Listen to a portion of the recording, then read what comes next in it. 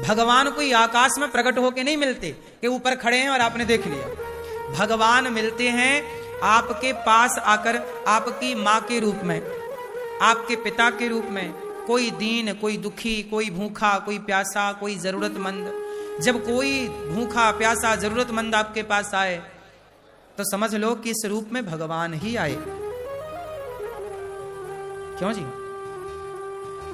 भगवान कोई चक्र लेके तो प्रकट ना होंगे आपके सामने।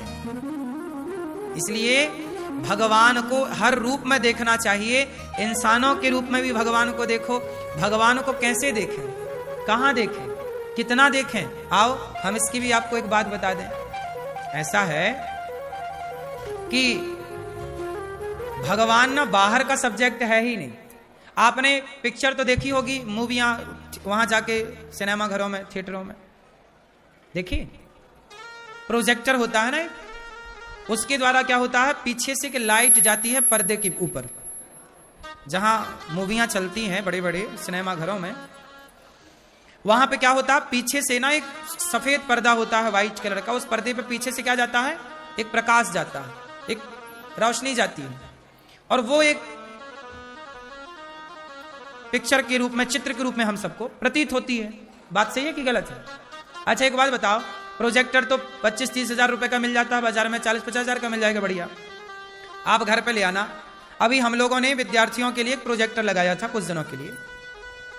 तो क्या हुआ, हमने वो प्रोजेक्टर को ध्यान से देखा तो वो ना दीवार पे, यदि हम ना दीवार की तरफ कर दें तो दीवार पे चलने लगती थी। उसमें जो भी डालो आप, पिक्चर डालो या कुछ भी पढ़ाई का सिस्टम डालो, दीवार पे देखने लग जाए। क्यों जी? बात सही है।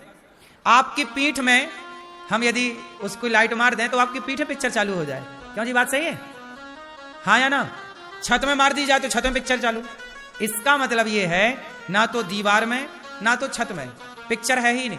पिक्चर है उसके भीतर, प्रोजेक्टर के भीतर है। वो जिस ओर देखता है उस ओर पिक्चर दिखती है। बात सही है? वो जिस ओर देखेगा, उसकी रोशनी जिस ओर जाएगी, उसकी रोशनी जहां जाके पड़ेगी वहां पिक्चर दिखेगी आपको। बात सही है? उसी तरह भगवान कहीं नहीं होते, आपके भीतर भगवान होते हैं। आपकी भक्ति की रोशनी, आंखों से आप जिस ओर भक्ति और प्रेम की दृष्टि से जिस ओर देखेंगे, भगवान वहां प्रकट हो जाएंगे आपके लिए। सिंपल फंडा है ये। मैं भी तो, अच्छा ये बताओ, खंबा तो सबने देखा, खंबा तो बोलो, खंबा तो सबने देखा, पर खंबे को जब प्रहलाद ने देखा तो वो खंबा खंबा नहीं रहा। क्या हो गया बोलो? फिर प्रहलाद के पिता ने भी तो खंबा देखा, हिरण्यकश्यपु ने, ये खंबा है। लेकिन उस खंबे को जब प्रहलाद की उस दृष्टिकोण से देखा गया, प्रहलाद की भक्ति के उस प्रोजेक्टर से देखा गया, तो प्रहलाद की दृष्टि में वो खंबा नहीं था। क्या था? वो भगवान है। जबकि सामान्य अन्य लोगों के लिए वो क्या था? हाँ, खंबा है, पत्थर का खंबा है भाई। लेकिन खंबा है किसके लिए? जिसके भीतर भक्ति का प्रोजेक्टर नहीं। जिस दिन भक्ति का प्रोजेक्टर भीतर आ गया और उस भक्ति के लेंस से आपने देख लिया, तो आपको हर खंबे में ईश्वर ही ईश्वर नजर आएंगे। फिर ये सवाल नहीं होगा कि मैं भगवान से मिली नहीं या मिला नहीं, ये सवाल खत्म हो जाएंगे। भगवान से मिलना बहुत कठिन नहीं है। प्रहलाद ने कहा कि खंबे पर भगवान है, लो प्रकट हो गए। एक संत जी थे, नाम था एकनाथ जी। क्या नाम था? एकनाथ जी। गंगोत्री से गंगा जल भरते हैं, कावड़ यात्रा, कंधे पे गंगा जल, दोनों तरफ आगे पीछे कावड़ चली।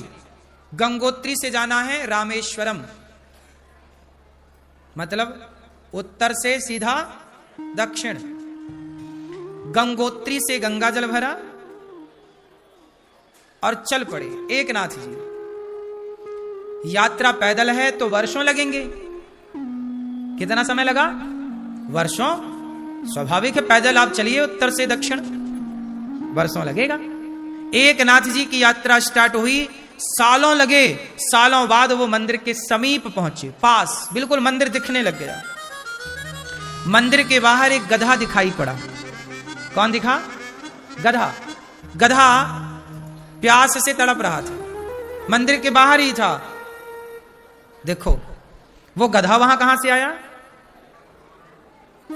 वहां कोई गधा वधा कहां से आएगा? यह एक ईश्वर की लीला होती है, आपकी परीक्षा लेना चाहते हैं कि देखें तो सही कि आपकी यात्रा में, आपकी भक्ति में कितना सत्य है। कहीं दिखावा ही तो नहीं है, कहीं छलावा तो नहीं है। जब गधा प्यास से तड़प रहा था तो एकनाथ जी के साथ और भी लोग थे, सबने जा जाके शंकर जी पे जल चढ़ाया, पर एकनाथ जी ने अपने कावड़ का जल निकाला गंगा जी का और गधे का मुंह खोला और पूरा गधे को पिलाया। लोगों ने कहा कि अरे एकनाथ जी, मंदिर पास है, सालों से तुमने यात्रा की और पानी गधे को पिला दिया, शंकर जी को चढ़ाओ।